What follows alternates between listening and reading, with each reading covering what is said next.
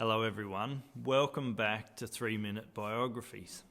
If you're a full-time worker, have a think about how many hours you work per week. 38, 40, 50 or even 60 or more. The Christian that all people should know about that we're looking at today, historians tell us that he preached between 40 to 60 hours per week. And so over his lifetime, more than 18,000 sermons. This person is George Whitfield, and he's been called by Dr. Martin Lloyd-Jones the greatest preacher that Great Britain ever produced. George Whitfield was born in Gloucester in December 1714, and his father died just when he was 2 years old. And his mother remarried, but it was not a happy union. His childhood consisted of some corruption, as he termed it, and he even stole money from his mother at one stage. He left school at 15 to help his mother run the inn, and during this time drifted between living a religious life and a corrupt one.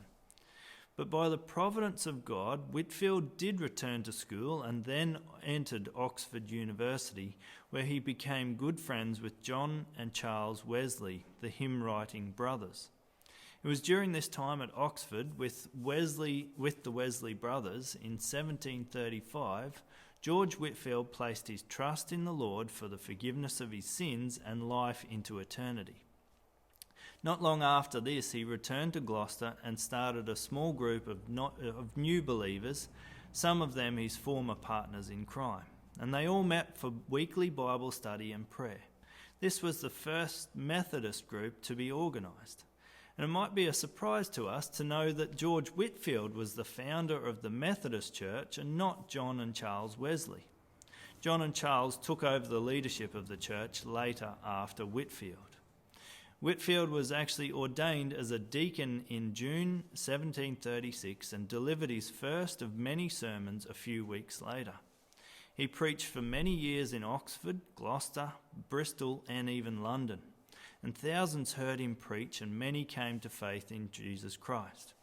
In 1739, Whitfield was ordained into the Church of England, and even though he was interdenominational in his ministry, he always remained true to the vows that he made to the Church of England.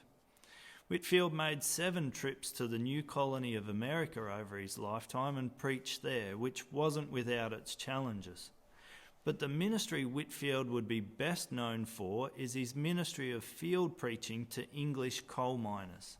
There was a time when one person calculated that 30,000 people could clearly hear Whitfield preaching at one time. But again, this wasn't without its challenges. Bricks, dirt, and even a dead cat were thrown at Whitfield in these times.